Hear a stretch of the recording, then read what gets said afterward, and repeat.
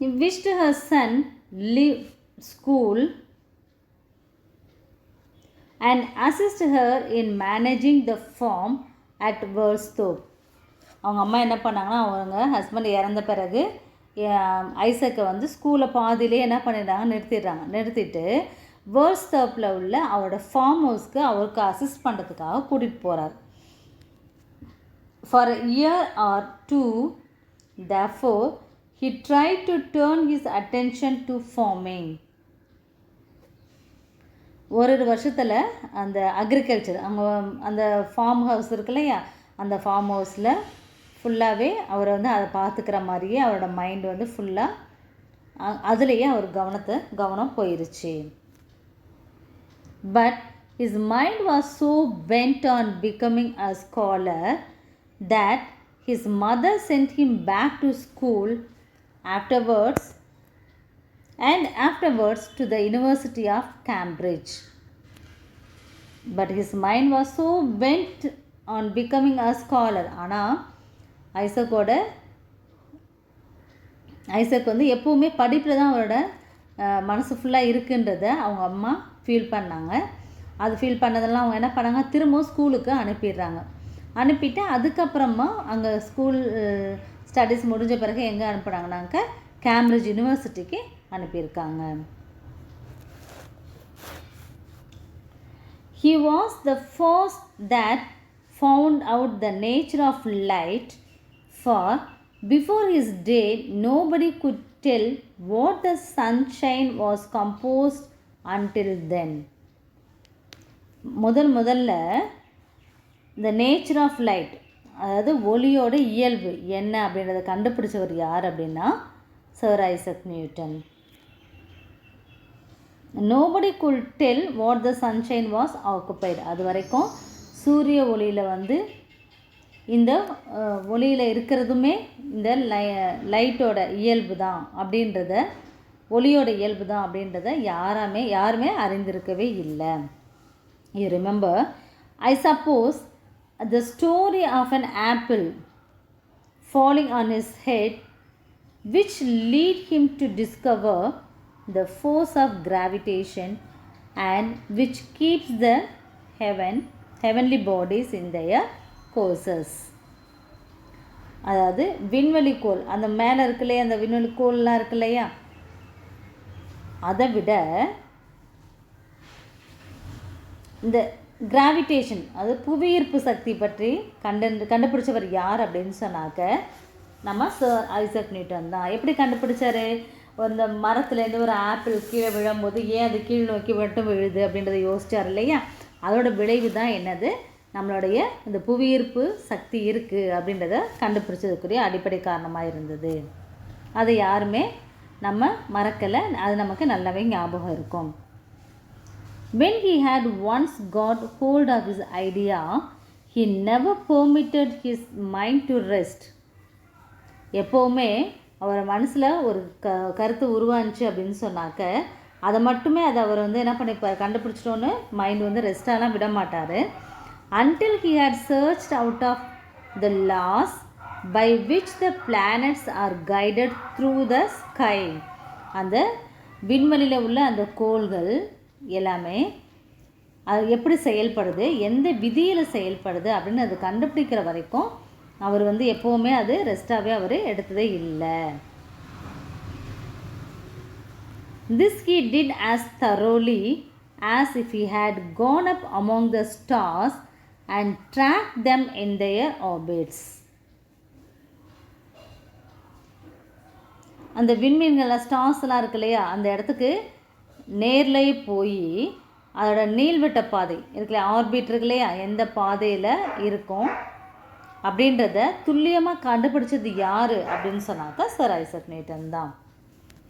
As a boy he had found out the mechanism of a windmill, and as a man he explained to his fellow men the mechanism of the universe.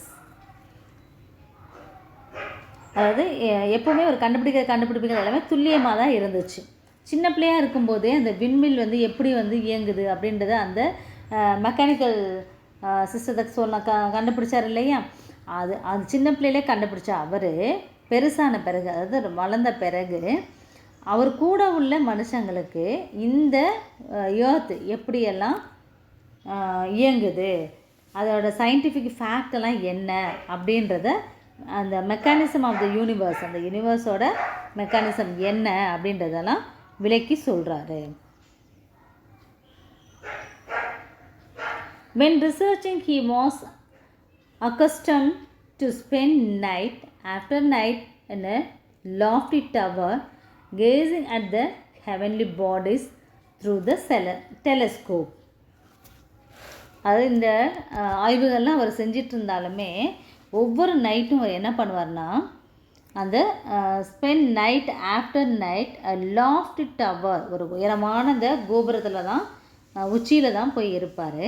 Casing at the heavenly bodies through the telescope, அங்கே மேலே ஏறி ரொம்ப நேரமாக அந்த telescope, அதாவது டெலஸ்கோப்னால் தொலைநோக்கி, அது மூலமாக என்ன பண்ணுவார்னா நட்சத்திரங்களை எப்போ பார்த்தாலும் பார்த்துக்கிட்டே தான் இருப்பார். His mind was lifted far above the things of this world. அந்த உலகத்தில் உள்ள அந்த பொருட்களோட கவனத்திலிருந்து அவரோட மைண்ட் வந்து ரொம்ப உயரமாக தான் எப்போவுமே அவர் யோசிக்க ஆரம்பித்தார். அதாவது அவர் கற்பனைக்கே எட்டாத அளவுக்கு, நம்முடைய கற்பனைக்கெலாம் எட்டாத அளவுக்கு அவர் நினைக்கிற யோசிக்கிற ஒவ்வொரு செயல்களுமே உயர்ந்தவையாக தான் இருந்தது. He may be said indeed to have spent the greater part of his life in worlds that lie thousands and millions of miles away. For where the thoughts and the heart are, there is our true existence. அவர் அதாவது அவரோட வாழ்வில் பெரும் பகுதி எப்படி இருந்துச்சு அப்படின்னு சொன்னாக்க, to how spend the greater part of his life, பெரும்பகுதி எப்படி இருந்ததுன்னா, like thousands and millions away, இந்த உலகிற்கு மேலே ரொம்ப தொலைதூர பகுதியில் தான் அவர் செலவழித்தார் நம்ம உறுதியாக சொல்லலாம். ஏன்னா நம்மளோட சிந்தனையும் நம்மளோட மைண்டும் எங்கே இருக்கோ அதுதான் உண்மையான உறைவிடம், அது உண்மையான இடம் அப்படின்றத அவர் சரியாக கணிச்சு வச்சுருந்தார். அதாவது 1000 அல்லது மில்லியன் அளவு மைலுக்கு அப்பால் தான் where the thoughts and the heart are, நம்மளோட தாட்ஸ்னால் எண்ணங்கள், இந்த சிந்தனைகள், அதுவும் ஹார்ட் இதயம், அதுவுமே எங்கே இருக்கோ, உண்மையாக எங்கே இருக்கோ அந்த இடத்துல தான் என்ன இருக்குமா, there is a true existence, அங்கே தான் உண்மையான உறைவிடமாக தான் இருக்கும் அது அப்படின்னு சொல்கிறாங்க. Newton lived to be very old man, renowned thinker, and was made a member of parliament and received the honor of knighthood from the king. Newton வந்து நைட்வுட்ன்ற ஒரு பட்டம் அவருக்கு கொடுக்குறாங்க. எப்போ அப்படின்னா, நைட்வுட் அப்படின்னு சொன்னால் என்ன பட்டம் கொடுக்குறாங்க, எதுக்காக கொடுக்குறாங்கன்னா, யார் கொடுத்தானா, ஒரு அந்த நாட்டோட அரசர் கொடுக்குறாங்க.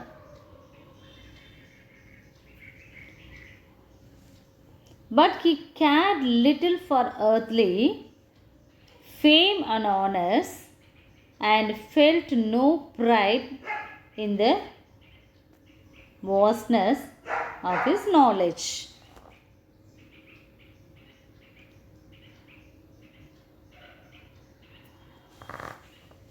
இந்த அந்த ஐசக் நியூட்டன் வந்து அவருக்கு வந்து பார்லிமெண்ட்லேயும் ஒரு மெம்பராக இருந்தார்.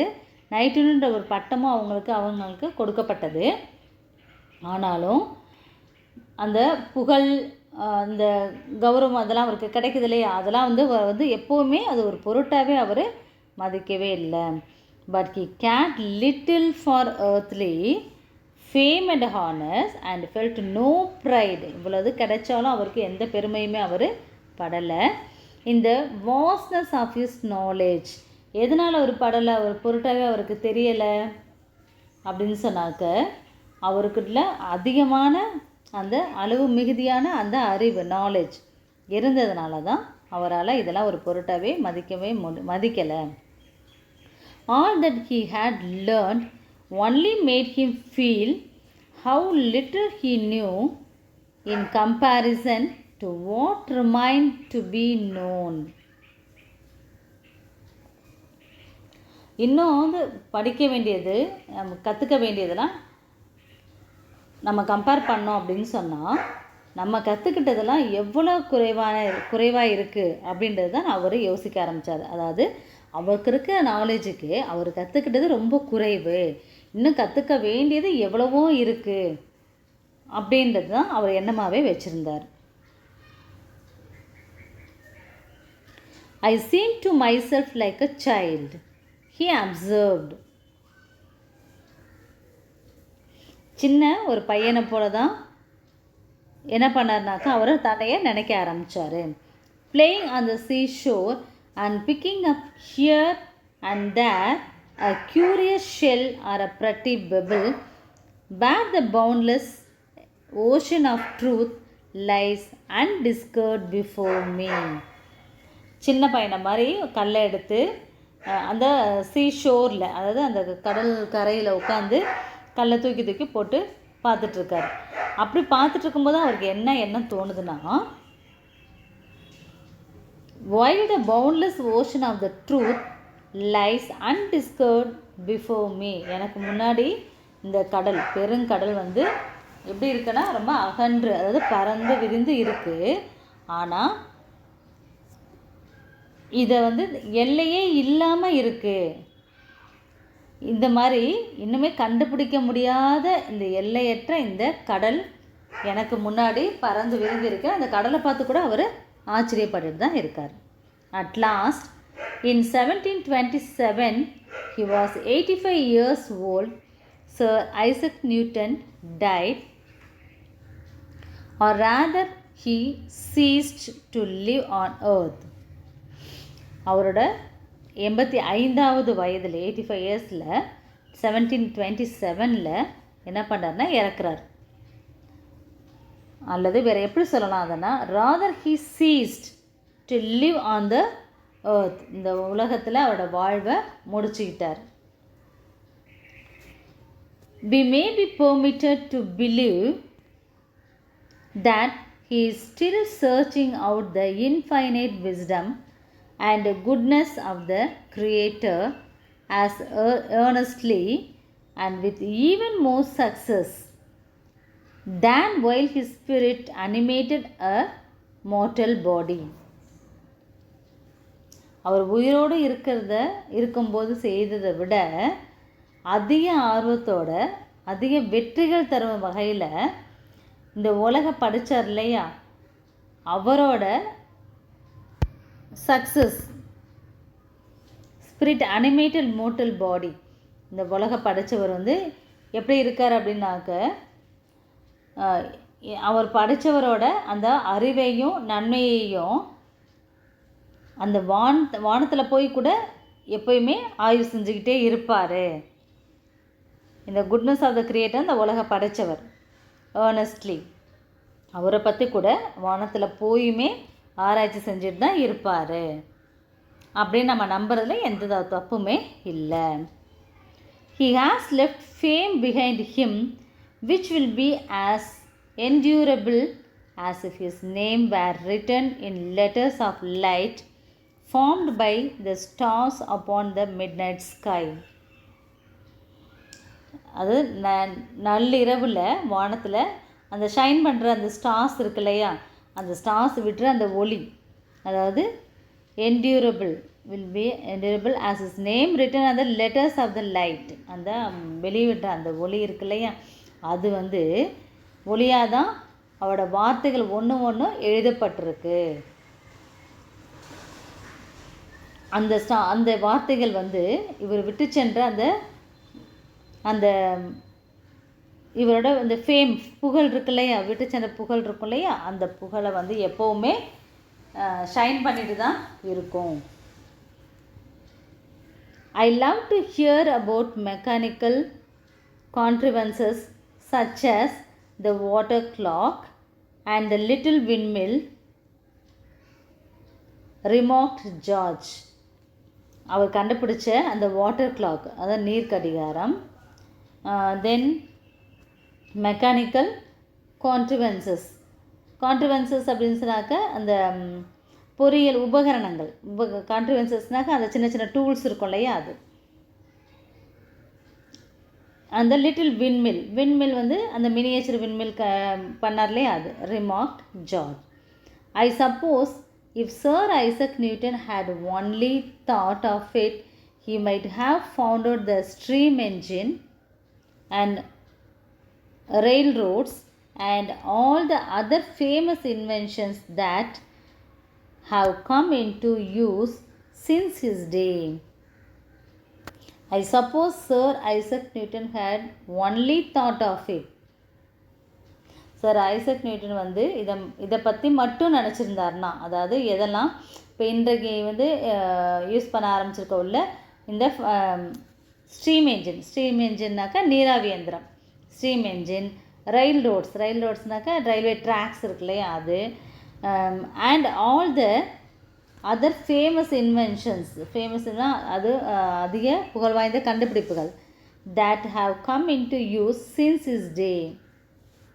இதெல்லாமே அவர் கட்டாயமாக கண்டுபிடிச்சிருப்பார் அப்படின்னு ஜார்ஜ் சொல்கிறார். Very possibly he might replied Mr Temple.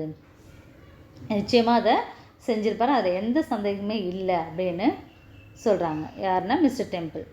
And no doubt a great many people would think it more useful to manufacture steam engines than to search out of system of the universe. இப்போ இந்த பூமியில் இருக்கிறது இன்னும் ஆராய்ச்சி செஞ்சாக்க இந்த steam engine இருக்கு இல்லையா, அந்த மேனுஃபேக்சர் ஆஃப் இந்த ஸ்டீம் என்ஜின். அதே போல் வேறு என்னது, search out of the universe, அந்த உலகத்தை பற்றின ஆராய்ச்சி செய்யக்கூடியதுலேயுமே கட்டாயமாக அவர் இருந்தார்னா ரொம்ப பயனுள்ளதாக இருக்கும். Other great astronomers besides Newton have been endowed with the mechanical genius. நியூட்டனை தவிர மற்ற அந்த விண்வெளி சயின்டிஸ்டெல்லாம் இருக்காங்க இல்லையா, அவங்க எல்லாருமே நிறைய இந்த ஸ்கில், அவங்களுக்கு மெக்கானிக்கல் ஸ்கில் வந்து அவங்க எல்லாருமே மெக்கானிக்கல் ஜீனியஸ் தான், அறிவாளிகள் தான். There was David Rittenhouse. அதாவது டேவிட் ரிட்டன்ஹவுஸ்னு ஒருத்தர் இருக்கார், அண்ட் அமெரிக்கர் அவர். He made a perfect little windmill, little water mill when he was only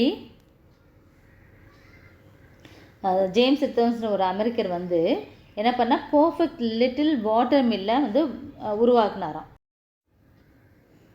He wished her son leave school and assist her in managing the farm at Worsthorpe. அவங்க அம்மா என்ன பண்ணாங்கன்னா, அவங்க ஹஸ்பண்ட் இறந்த பிறகு ஐசக்கை வந்து ஸ்கூலில் பாதியிலே என்ன பண்ணிடுறாங்க, நிறுத்திட்டு வேர்ஸ்தோப்பில் உள்ள அவரோட ஃபார்ம் ஹவுஸ்க்கு அவருக்கு அசிஸ்ட் பண்ணுறதுக்காக கூட்டிகிட்டு போகிறார். For a year or two, therefore, he tried to turn his attention to farming. ஒரு வருஷத்தில் அந்த அக்ரிகல்ச்சர், அவங்க அந்த ஃபார்ம் ஹவுஸ் இருக்கு இல்லையா, அந்த ஃபார்ம் ஹவுஸில் ஃபுல்லாகவே அவரை வந்து அதை பார்த்துக்கிற மாதிரியே அவரோட மைண்ட் வந்து ஃபுல்லாக அதுலேயே அவர் கவனம் போயிருச்சு. But his mind was so bent on becoming a scholar that his mother sent him back to school afterwards to the University of Cambridge. But his mind was so bent on becoming a scholar. ஆனால் Isaac வந்து எப்போவுமே படிப்பில் தான் அவரோட மனசு ஃபுல்லாக இருக்குன்றதை அவங்க அம்மா ஃபீல் பண்ணாங்க. அது ஃபீல் பண்ணதெல்லாம் அவங்க என்ன பண்ணாங்க, திரும்பவும் ஸ்கூலுக்கு அனுப்பிட்டு அதுக்கப்புறமா அங்கே ஸ்கூல் ஸ்டடீஸ் முடிஞ்ச பிறகு எங்கே அனுப்புனாங்கனாக்க கேம்பிரிட்ஜ் யூனிவர்சிட்டிக்கு அனுப்பியிருக்காங்க. He was the first that found out the nature of light, for before his day nobody could tell what the sunshine was composed until then. முதல்ல the nature of light, அதாவது ஒளியோட இயல்பு என்ன அப்படின்றத கண்டுபிடிச்சவர் யார் அப்படின்னா sir Isaac Newton. Nobody could tell what the sunshine was occupied. அது வரைக்கும் சூரிய ஒளியில் இந்த ஒளியில் இருக்கிறதுமே இந்த லைட்டோட இயல்பு தான் அப்படின்றத, ஒளியோட இயல்பு தான் அப்படின்றத யாருமே அறிந்திருக்கவே இல்லை. You remember, I suppose the story of an apple falling on his head, which lead him to discover the force of gravitation and which keeps the heavenly bodies in their courses. அதாவது விண்வெளிக்கோள், அந்த மேலே இருக்கு இல்லையா, அந்த விண்வெளிக்கோள்லாம் இருக்கு இல்லையா, அதை விட இந்த கிராவிடேஷன், அது புவியீர்ப்பு சக்தி பற்றி கண்டுபிடிச்சவர் யார் அப்படின்னு சொன்னாக்க நம்ம சர் ஐசக் நியூட்டன் தான். எப்படி கண்டுபிடிச்சாரு? அந்த மரத்துலேருந்து ஒரு ஆப்பிள் கீழே விழும்போது ஏன் அது கீழ் நோக்கி மட்டும் விழுது அப்படின்றத யோசிச்சார் இல்லையா, அதோட விளைவு தான் என்னது, நம்மளுடைய இந்த புவியீர்ப்பு சக்தி இருக்குது அப்படின்றத கண்டுபிடிச்சதுக்குரிய அடிப்படை காரணமாக இருந்தது. அதை யாருமே நம்ம மறக்கலை, அது நமக்கு நல்லாவே ஞாபகம் இருக்கும். When he had once got hold of his idea, he never permitted his mind to rest. எப்போவுமே அவர் மனசில் ஒரு கருத்து உருவாச்சு அப்படின்னு சொன்னாக்க அதை மட்டுமே அவர் என்ன பண்ணிப்பார், கண்டுபிடிச்சிட்டோன்னு மைண்ட் ரெஸ்டாலாம் விட மாட்டார். Until he had searched out of the laws by which the planets are guided through the sky. அந்த விண்வெளியில் உள்ள அந்த கோள்கள் எல்லாமே அது எப்படி செயல்படுது, எந்த விதியில் செயல்படுது அப்படின்னு அது கண்டுபிடிக்கிற வரைக்கும் அவர் எப்போவுமே அது ரெஸ்டாகவே அவர் எடுத்ததே இல்லை. This he did as thoroughly as if he had gone up among the stars and tracked them in their orbits. அந்த விண்மீன்கள் ஸ்டார்ஸ்லாம் இருக்கு இல்லையா, அந்த இடத்துக்கு நேர்லேயே போய் அதோட நீள்வட்ட பாதை இருக்குல்ல, ஆர்பிட் இருக்கு இல்லையா, எந்த பாதையில் இருக்கும் அப்படின்றத துல்லியமாக கண்டுபிடிச்சது யார் அப்படின்னு சொன்னாக்கா சர் ஐசக் நியூட்டன் தான். As a boy he had found out the mechanism of a windmill, and as a man he explained to his fellow men the mechanism of the universe. அதாவது எப்போவுமே ஒரு கண்டுபிடிப்புகள் எல்லாமே துல்லியமாக தான் இருந்துச்சு. சின்ன பிள்ளையாக இருக்கும்போதே அந்த விண்மில் எப்படி இயங்குது அப்படின்றத அந்த மெக்கானிக்கல் சிஸ்டத்தை கண்டுபிடிச்சார் இல்லையா, அது சின்ன பிள்ளையிலே கண்டுபிடிச்ச அவர் பெருசான பிறகு, அதாவது வளர்ந்த பிறகு அவர் கூட உள்ள மனுஷங்களுக்கு இந்த எர்த் எப்படியெல்லாம் இயங்குது, அதோட சயின்டிஃபிக் ஃபேக்டெல்லாம் என்ன அப்படின்றத, அந்த மெக்கானிசம் ஆஃப் த யூனிவர்ஸ், அந்த யூனிவர்ஸோட மெக்கானிசம் என்ன அப்படின்றதெல்லாம் விளக்கி சொல்கிறாரு. When researching he was accustomed to spend night after night in a lofty tower gazing at the heavenly bodies through the telescope. அது இந்த ஆய்வுகள்லாம் அவர் செஞ்சிட்டு இருந்தாலுமே ஒவ்வொரு நைட்டும் அவர் என்ன பண்ணுவார்னா, அந்த spend night after night loft tower, ஒரு உயரமான அந்த கோபுரத்தில் தான் உச்சியில் தான் போய் இருப்பார். Gazing at the heavenly bodies through the telescope, அங்கே மேலே ஏறி ரொம்ப நேரமாக அந்த டெலஸ்கோப், அதாவது டெலஸ்கோப்னால் தொலைநோக்கி, அது மூலமாக என்ன பண்ணுவார்னா நட்சத்திரங்களை எப்போ பார்த்தாலும் பார்த்துக்கிட்டே தான் இருப்பார். His mind was lifted far above the things of this world. அந்த உலகத்தில் உள்ள அந்த பொருட்களோட கவனத்திலிருந்து அவரோட மைண்டு ரொம்ப உயரமாக தான் எப்போவுமே அவர் யோசிக்க ஆரம்பித்தார். அதாவது அவர் கற்பனைக்கே எட்டாத அளவுக்கு, நம்முடைய கற்பனைக்கெலாம் எட்டாத அளவுக்கு அவர் நினைக்கிற யோசிக்கிற ஒவ்வொரு செயல்களுமே உயர்ந்தவையாக தான் இருந்தது. He may be said indeed to have spent the greater part of his life in worlds that lie thousands and millions of miles away. For where the thoughts and the heart are, there is our true existence. அவர் அதாவது அவரோட வாழ்வில் பெரும் பகுதி எப்படி இருந்துச்சு அப்படின்னு சொன்னாக்க, to how spend the greater part of his life, பெரும்பகுதி எப்படி இருந்ததுன்னா, like thousands and millions away, இந்த உலகிற்கு மேலே ரொம்ப தொலைதூர பகுதியில் தான் அவர் செலவழித்தார் நம்ம உறுதியாக சொல்லலாம்.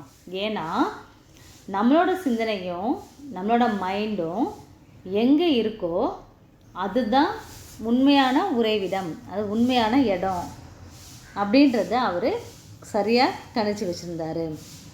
அதாவது 1000 அல்லது மில்லியன் அளவு மைலுக்கு அப்பால் தான் where the thoughts and the heart are, நம்மளோட தாட்ஸ்னால் எண்ணங்கள், இந்த சிந்தனைகள், அதுவும் ஹார்ட் இதயம், அதுவுமே எங்கே இருக்கோ, உண்மையாக எங்கே இருக்கோ அந்த இடத்துல தான் என்ன இருக்குமா, there is a true existence, அங்கே தான் உண்மையான உறைவிடமாக தான் இருக்கும் அது அப்படின்னு சொல்கிறாங்க. Newton lived to be very old man, renowned thinker, and was made a member of parliament and received the honor of knighthood from the king. Newton வந்து நைட்வுட்ன்ற ஒரு பட்டம் அவருக்கு கொடுக்குறாங்க. எப்போ அப்படின்னா, நைட்வுட் அப்படின்னு சொன்னால் என்ன பட்டம் கொடுக்குறாங்க, எதுக்காக கொடுக்குறாங்கன்னா, யார் கொடுத்தானா, ஒரு அந்த நாட்டோட அரசர் கொடுக்குறாங்க.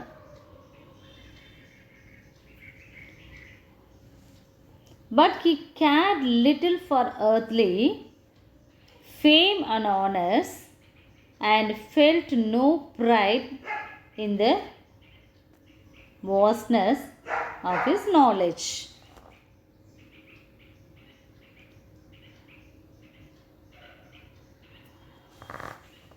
இந்த அந்த ஐசக் நியூட்டன் வந்து அவருக்கு வந்து பார்லிமெண்ட்லேயும் ஒரு மெம்பராக இருந்தார்.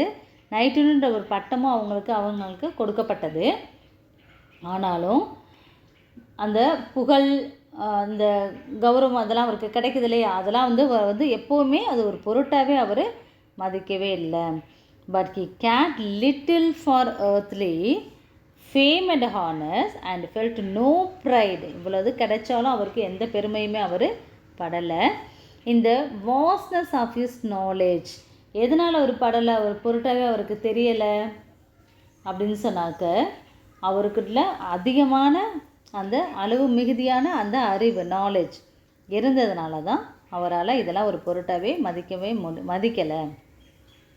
All that he had learned only made him feel how little he knew in comparison to what remained to be known. இன்னும் படிக்க வேண்டியது, நம்ம கற்றுக்க வேண்டியதெல்லாம் நம்ம கம்பேர் பண்ணோம் அப்படின்னு சொன்னால், நம்ம கற்றுக்கிட்டதெல்லாம் எவ்வளோ குறைவாக இருக்குது அப்படின்றது தான் அவர் யோசிக்க ஆரம்பித்தார். அதாவது அவருக்கு இருக்க நாலேஜுக்கு அவர் கற்றுக்கிட்டது ரொம்ப குறைவு, இன்னும் கற்றுக்க வேண்டியது எவ்வளவோ இருக்குது அப்படின்றது தான் அவர் எண்ணமாகவே வச்சுருந்தார். I seemed to myself like a child, he observed. சின்ன ஒரு பையனை போல தான் என்ன பண்ணார்னாக்கா அவர் தன்னையே நினைக்க ஆரம்பித்தார். Playing on the seashore and picking up here and there a curious shell or a pretty pebble, where the boundless ocean of truth lies undiscovered before me. சின்ன பையனை மாதிரி கல்லை எடுத்து அந்த சீஷோரில், அதாவது அந்த கடல் கரையில் உட்காந்து கல்லை தூக்கி தூக்கி போட்டு பார்த்துட்ருக்காரு. அப்படி பார்த்துட்டு இருக்கும்போது அவருக்கு என்ன எண்ணம் தோணுதுன்னா, while the boundless ocean of the truth lies undiscovered before me, எனக்கு முன்னாடி இந்த கடல், பெருங்கடல் வந்து எப்படி இருக்குன்னா ரொம்ப அகன்று, அதாவது பறந்து விரிந்து இருக்குது. ஆனால் இதை வந்து எல்லையே இல்லாமல் இருக்குது. இந்த மாதிரி இன்னுமே கண்டுபிடிக்க முடியாத இந்த எல்லையற்ற இந்த கடல் எனக்கு முன்னாடி பறந்து விரிந்திருக்கு. அந்த கடலை பார்த்து கூட அவர் ஆச்சரியப்பட்டு தான் இருக்கார். At last, in 1727, he was 85 years old. Sir Isaac Newton died, or rather, he ceased to live on earth. அவரோட 85வது வயதில் 85 இயர்ஸில் 1727 என்ன பண்ணுறாருன்னா இறக்குறார். அல்லது வேறு எப்படி சொல்லலாம் அதனா, rather he ceased to live on the earth. இந்த உலகத்தில் அவரோட வாழ்வை முடிச்சுக்கிட்டார். We may be permitted to believe that he is still searching out the infinite wisdom and goodness of the Creator as earnestly and with even more success than while his spirit animated a mortal body. அவர் உயிரோடு இருக்கும்போது செய்ததை விட அதிக ஆர்வத்தோட அதிக வெற்றிகள் தரும் வகையில் இந்த உலக படித்தார் இல்லையா, அவரோட சக்ஸஸ் ஸ்பிரிட் அனிமேட்டட் மோட்டல் பாடி, இந்த உலக படித்தவர் எப்படி இருக்கார் அப்படின்னாக்க,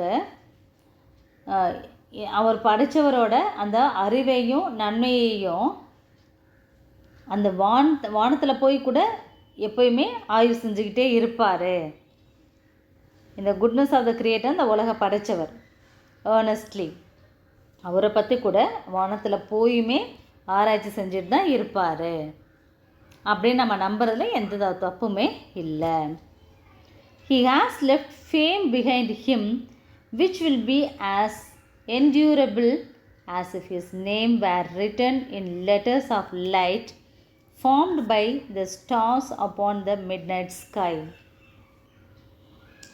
அது நள்ளிரவில் வானத்தில் அந்த ஷைன் பண்ணுற அந்த ஸ்டார்ஸ் இருக்கு இல்லையா, அந்த ஸ்டார்ஸ் விட்டுற அந்த ஒளி, அதாவது endurable will be endurable as his name written on the letters of the light. அந்த வெளியிட்ட அந்த ஒளி இருக்கு இல்லையா, அது ஒளியாக தான் அவரோட வார்த்தைகள் ஒன்று எழுதப்பட்டிருக்கு.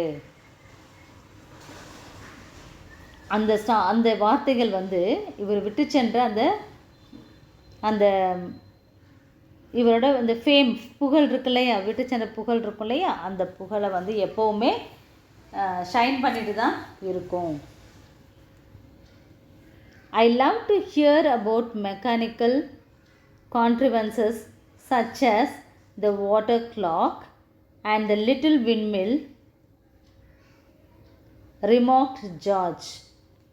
அவர் கண்டுபிடிச்ச அந்த வாட்டர் கிளாக், அதாவது நீர் கடிகாரம், தென் மெக்கானிக்கல் கான்ட்ரிவன்சஸ் அப்படின்னு சொன்னாக்க அந்த பொறியியல் உபகரணங்கள், கான்ட்ரிவன்சஸ்னாக்க அந்த சின்ன சின்ன டூல்ஸ் இருக்கும் இல்லையா, அது.